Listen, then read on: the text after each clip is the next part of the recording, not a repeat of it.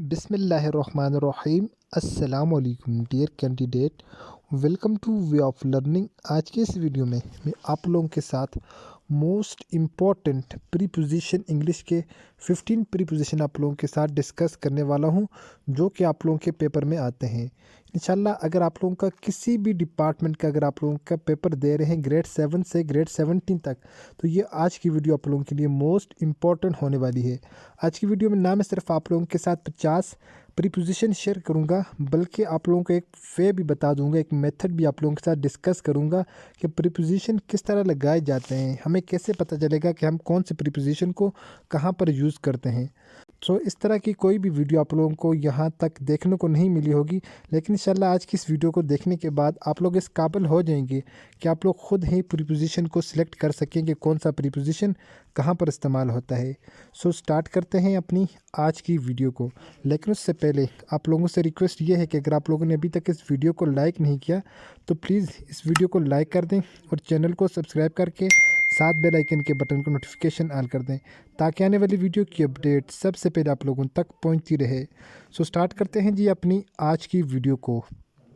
आज की वीडियो का जो क्वेश्चन नंबर 1 है वो ये है, द बॉयज़ आर खाली जा द रूम। ठीक, अब हमें क्या पता लगेगा। अब मैं आप लोगों को कहता हूँ कि इसमें इन लग जाएगा या आन लग जाएगा या पान लग जाएगी या अंडर लग जाएगा, कोई एक इसमें ऑप्शन लग जाएगा, लेकिन ज़रूरी तो नहीं है कि आप लोगों के पेपर के अंदर यही क्वेश्चन आ जाए। आप लोगों के पेपर के अंदर कोई और क्वेश्चन आ सकता है सेम तरह की जिसमें इन लगता हो, लेकिन आप लोगों को नहीं पता होगा आप लोगों ने क्या लगाना है। अब आप लोगों ने जो मेन चीज़ है उसको समझना है। द बॉयज़ आर खाली जा the room, boys are in the room, इसका करेक्ट आंसर होगा इन द रूम। अब इन हम कब यूज़ करेंगे? इन हम हमेशा उस वक्त यूज़ करेंगे जब हम किसी भी प्रीपोजिशन को, जिस वक्त हम किसी भी पोजीशन को किसी चीज़ के अंदर दिखाएंगे। यानी अब ये कह रहा है कि the boys are in the room, यानी कमरे के अंदर हैं। यहाँ पर आप लोग देखें इन इन आप लोग हमेशा किसी चीज़ के लिए, जिस वक्त आप लोग किसी चीज़ के अंदर की बात करेंगे कि जो लड़के जो कमरे के अंदर हैं या आप कमरे के अंदर हैं, या जो किसी चीज़ के रिलेटेड अगर आप लोग कहेंगे कि वो चीज़ किसी कमरे के अंदर है, तो उसमें आप लोग हमेशा वहाँ पर आप लोगों ने इन का इस्तेमाल करना है। ठीक है, उसके अलावा यहाँ पर एक और क्वेश्चन है, आप लोग देखें, the ice convert in water. अब इन वाटर लगा इन टू ऑन, तो हमें कैसे पता लगेगा इसमें कौन सा ऑप्शन लगता है? तो अब इसमें लगता है इन टू। कभी भी, अच्छा जी, याद रहे कि इन टू हम कब यूज़ करेंगे किसी भी प्रीपोजिशन के अंदर, जिस वक्त किसी एक चीज़ का किसी दूसरी चीज़ में तब्दील होना या किसी चीज़ का बाहर से अंदर आना, जिस वक्त हम अगर इसकी रिलेटेड कोई बात करेंगे तो हम हमेशा इन टू यूज़ करेंगे। For example, I am in the room, तो यहाँ पर आप लोग ये इन के लिए आगे ऑन टू की बात करेंगे हम। He jump into the river, into the river यानी बाहर से उसने क्या किया, उसने दरिया के अंदर छलांग लगाई। दरिया के अंदर यानी बाहर से अंदर छलांग लगाएगा तो हम उसके लिए इन टू इस्तेमाल करेंगे। और इसी तरह किसी एक चीज़ का किसी दूसरी चीज़ के अंदर कन्वर्ट हो जाना भी हम उसके लिए इन टू यूज़ करेंगे। फॉर एग्ज़ाम्पल, यहाँ पर आप लोग देखें, ice convert into water, ice जो है बर्फ़ जो है वो पानी के अंदर बदल गई। Change milk into cure, ठीक है, यानी दूध जो है वो दही के अंदर क्या हो गया, बदल गया, चेंज हो गया। अच्छा जी, उसके अलावा एक और मोस्ट इम्पॉर्टेंट जो प्रीपोजिशन है आप लोगों का, वो बीनीथ और अंडर आ जाता है। अक्सर इससे रिलेटेड पेपर के अंदर क्वेश्चन आ जाते हैं, तो हम लोगों को कैसे पता चलेगा कि हम लोगों ने बीनीथ कहाँ लगाना है और अंडर कहाँ लगाना है, हालांकि दोनों के एक सेम ही मीनिंग होते हैं। ठीक है, यहाँ पर जैसे फॉर एग्जांपल है, I am standing under the roof, यहाँ पर होगा अंडर द रूफ। अब कैसे अंडर द रूफ होगा, अब हमें कैसे पता चलेगा? तो यहाँ पर आप लोग देखें, अंडर और बेनीथ दो चीज़ें हैं। अब अंडर हम उस सिचुएशन में इस्तेमाल करेंगे जब हमारे पास कोई भी विजिबल थिंग्स हो, तो हम उसके लिए हमेशा अंडर इस्तेमाल करेंगे एज ए प्रीपोजिशन के लिए। ठीक है, यहाँ पर जैसे अंडर है, I am standing under the roof, मैं छत के नीचे खड़ा हूँ। ठीक है, यहाँ पर छत नज़र आ रही है, तो इस वजह से हमने इसमें इस्तेमाल किया है अंडर। ठीक है, अब beneath हम कहाँ इस्तेमाल करेंगे? फॉर एग्ज़ाम्पल, इनविजिबल थिंग्स के लिए, जो चीज़ें हमें नज़र ना आती हों तो उनके लिए हम beneath इस्तेमाल करेंगे। For example, all the oil resources are beneath the land, जो तमाम जो ऑयल रिसोर्स ऑयल के ज़रिए हैं वो ज़मीन के नीचे हैं। अब हमें ज़मीन के नीचे जो है वो नज़र नहीं आ रहे, तो इसलिए हम जो इसके लिए बीनीथ इस्तेमाल करेंगे। ठीक है, अंडर और बीनीथ का आई होप कि आप लोगों को कंसेप्ट समझ आ चुका होगा। हमने अंडर उस जगह पर लगाना है जहाँ पर हमें विजिबल थिंग्स नज़र आ रही हों, और हमने बीनीथ जो है उस जगह पर लगाना है जहाँ पर इनविजिबल थिंग्स हों। अच्छा जी, उसके अलावा दो इम्पोर्टेंट जो प्रीपोजिशन रहते हैं, अक्सर आप लोगों के लिए ये देखें, दो तरह के मेरे पास प्रीपोजिशन अभी, आई लिव खालिजा कराची, और दूसरा मैंने लिखा हुआ है आई लिव खालिजा कोटवाला। तो ये मैंने एक गांव का नाम लिखा है। अब इसमें हम क्या लगाएंगे और इसके अंदर हम क्या लगाएंगे, तो दोनों सेम ही हैं, लेकिन इनका फ़र्क क्या होगा, यहाँ पर आप लोगों ने बात को समझना है। अब आप लोग यहाँ पर देखें, इन और एट को हम कहाँ पर लगाएंगे। इनको हमेशा हम उस जगह पर लगाएंगे जहाँ पर एक कोई बड़ी जगह हो या स्पेसिफिक जगह हो। For example, I live in Mansehra. और अगर हम किसी छोटी जगह के नाम इस्तेमाल करते हैं या किसी छोटी जगह का नाम आ जाता है जो स्पेसिफाई नहीं है, फॉर एग्ज़ाम्पल जैसे हम पाकिस्तान में अगर ऑल ओवर द पाकिस्तान की अगर हम बात करें, तो पाकिस्तान के अंदर जैसे पेशावर आ जाता है, कराची आ जाता है, फैसलाबाद आ जाता है, और इसी तरह ये जो बड़े बड़े शहर हैं इनके नाम आ जाते हैं। अब अगर इनके नाम आ जाते हैं कहीं पर भी, तो हम इनके पीछे जो है वो कौन सा प्रीपोजिशन इस्तेमाल करेंगे, इन इस्तेमाल करेंगे। और इसी तरह अगर किसी छोटे कस्बे का या किसी छोटे गांव का नाम आ जाता है, तो वहाँ पर हमने हमेशा जो है वो एट इस्तेमाल करना होता है, 88। तो ये मोस्ट इंपॉर्टेंट चीज़ें हैं जो मैं आप लोगों के साथ डिस्कस कर रहा हूँ। ठीक है, और यहाँ पर आप लोग ऊपर देखें, यहाँ पर प्रीपोजिशन में आप लोगों को एक और चीज़ नज़र आ रही होगी, बिटवीन, एमांग, इन बिटवीन। अब बिटवीन जब आप लोग किसी दो चीज़ों के दरमियान बात करेंगे, किसी दो के दरमियान आप लोग बात करेंगे, तो आप लोगों ने हमेशा क्या करना है, उनके दरमियान आप लोगों ने बिटवीन इस्तेमाल करना है जो प्रीपोजिशन लगेगा।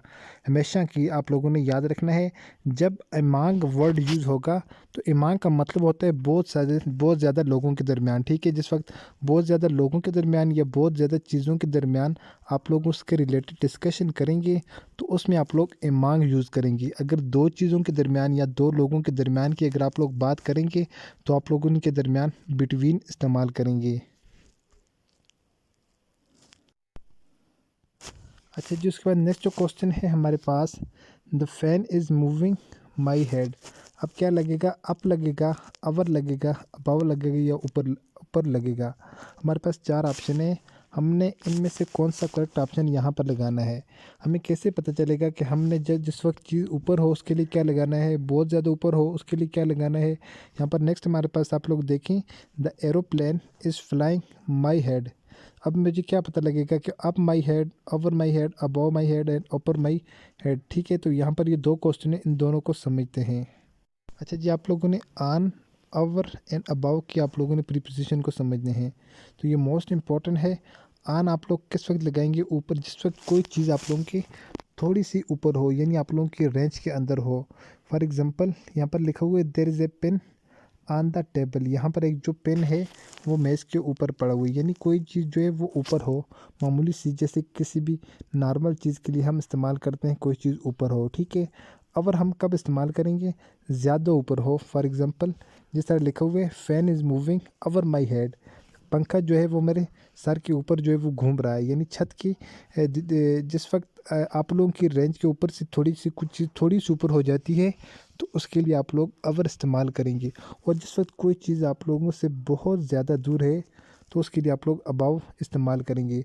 फॉर एग्ज़ाम्पल लिखा हुआ है aeroplane is flying above my head, यानी एरोप्लेन जो है वो मेरे सर से बहुत ज़्यादा ऊंचा उड़ रहा है। ठीक है, बहुत ऊपर या बहुत ज़्यादा ऊंचा। आई होपफुल कि ये चीज़ आप लोग समझ चुके होंगे कि आप लोगों के लिए जिस वक्त कोई चीज़ नॉर्मल तौर पर ऊपर हो उसके लिए आप लोग ऑन लगाएंगे, कोई चीज़ थोड़ी उससे ज़्यादा ऊपर हो आप लोग उसके लिए अवर लगाएंगे, और कोई चीज़ आप लोगों की अगर बहुत ज़्यादा ऊंची हाइट में हो, जिस तरह फॉर एग्ज़ाम्पल एयरप्लेन की यहाँ पर एग्ज़ाम्पल दी है आप लोगों को, तो उसके लिए आप लोग अबव लगाएंगे। ठीक है जी। अच्छा जी, उसके अलावा एक और जो प्रीपोजिशन है ऑफ का, जो कि अक्सर हर क्वेश्चन के अंदर आ जाता है। का, ऑफ का जो प्रीपोजिशन इस्तेमाल होगा वो हमेशा का, के, की या बीमारी के लिए इस्तेमाल होता है। ठीक है, ये अगर ये कंडीशन होगी का, के, की या किसी बीमारी की तशख़ीस के लिए या बीमारी के लिए अगर आप लोग किसी को कहेंगे तो उसके लिए आप लोग हमेशा ऑफ़ इस्तेमाल करेंगे। For example, you are son of Aslam, तुम असलम के बेटे हो। यहाँ पर देखें का के यहाँ पर के इस्तेमाल हुए, तो you are son of Aslam, तुम असलम के बेटे हो। तो यहाँ पर देखें आप लोग के इस्तेमाल हुए, तो इसमें हम लोगों ने ऑफ इस्तेमाल किया है। यहाँ पर ऑफ बीमारी के लिए आप लोग देखें, ही डाइड ऑफ कोरोना, यानी उसकी जो डेथ है वो किस से हुई है, वो कोरोना से हुई है। ठीक है, तो कोरोना से हुई है। तो यहाँ पर आप लोग देखें, यहाँ पर भी ऑफ इस्तेमाल हुआ है मीन के किसी बीमारी के लिए, और का के की के लिए हमेशा कौन सा प्रीपोजिशन इस्तेमाल होता है, तो वो ऑफ का प्रीपोजिशन इस्तेमाल होता है। एक और इंतहाई अहम जो प्रीपोजिशन आप लोगों का आ जाता है टू। टू का मतलब होता है आप लोग टू को हमेशा तब इस्तेमाल करेंगे जब आप लोग मोशन के अंदर हों। ठीक है, किसी भी चीज़ के रिलेटेड मोशन में अगर उसके रिलेटेड बात की गई है तो आप लोगों ने हमेशा आंखें बंद कर कर आप लोगों ने टू इस्तेमाल कर देना है। ये टू आप लोगों का जो है वो बहाव के लिए इस्तेमाल होता है। For example, you went to बाज़ार। देखें आप लोग, वेन टू बाज़ार मोशन के लिए बहाव की यहाँ पर बात हो रही है कि आपने क्या करना है, यू वेन टू बाज़ार। सो यहाँ पर टू आप लोग लगाएंगे। ही गो टू स्कूल, देखिए यहाँ पर आप लोगों के मोशन की बात हो रही है कि ही गो टू स्कूल। सो यहाँ पर आप लोगों ने दोनों में हमने टू इस्तेमाल किया हुआ है। टू आप लोग कब इस्तेमाल करेंगे, जब दोनों के अंदर आप लोगों का भाव के रिलेटेड आप लोग बात कर रहे हो। उसके रिलेटेड आप लोग जो है चीज़ों के लिए अबाव और बिलो, ऊपर की जो चीज़ें होंगी आप लोग उनके लिए हमेशा अबाव इस्तेमाल करेंगे, और जो नीचे की चीज़ें जो होंगी उनके लिए आप लोग हमेशा बिलो का प्रीपोजिशन इस्तेमाल करेंगे। ठीक है, और इसी तरह आप लोगों ने यहाँ पर बी साइड देख लेना है। बी साइड और बी साइड, दो तरह के बी साइड होते हैं आप लोगों के पास। एक आप लोगों का होता है के अलावा, दूसरा आप लोगों के पास होता है के साथ। ठीक है जी, आप लोगों ने इनको देख लेना है। अच्छा जी, एक और जो यहाँ पर एक मोस्ट इम्पोर्टेंट प्रीपोजिशन होता है आप लोग, एक हो जाता है सिंस और एक हो जाता है आप लोगों का फार। आप लोग फार कब इस्तेमाल करते हैं और आप लोग सिंस कब इस्तेमाल करते हैं। फार आप लोग याद रहे कि हमेशा उस वक्त इस्तेमाल करते हैं जब आप लोगों के पास महसूस वक्त हो। For example, I have been reading for 2 hour, यानी 2 घंटों के से मैं जो है वो पढ़ रहा हूँ। तो यहाँ पर आप लोगों के पास देखिए 2 आवर जो है वो एक स्पेसिफिक टाइम है। अगर आप लोगों के पास 10 o'clock होता या कुछ भी आप लोगों के पास स्पेसिफिक टाइम होता, तो आप लोग हमेशा उसके लिए क्या यूज़ करेंगे, फार आप लोगों ने यूज़ करना है स्पेसिफिक टाइम के लिए। और अगर सिंस की अगर हम बात करें, I has been playing cricket since 10 o'clock, मैं 10 बजे से जो है वो क्रिकेट खेल रहा हूँ। तो आप लोगों ने हमेशा सिंस इस्तेमाल करना है। याद रहे, महसूस वक्त हो कि मैं कहूँगा कि 2 घंटे से मैं किताब पढ़ रहा हूँ, तो इसके लिए आप लोग फार इस्तेमाल करेंगे। और अगर आप लोग जो हैं वो महसूस वक्त के लिए टाइम फार के लिए नहीं करते, अगर आप लोग सिंस इस्तेमाल करते हैं, तो आप लोगों के लिए जो है वो फिर आप लोगों को साथ इसके टाइम बताना होगा। तो ये कुछ मोस्ट इम्पॉर्टेंट प्रीपोजिशन थे जो कि मैंने आज की इस वीडियो में आप लोगों के साथ डिस्कस किए हैं। आई होपफुल कि ये वीडियो आप लोगों को पसंद आई होगी और आप लोगों के लिए काफ़ी हेल्पफुल भी होगी। तो मिलते हैं अपनी नेक्स्ट वीडियो में।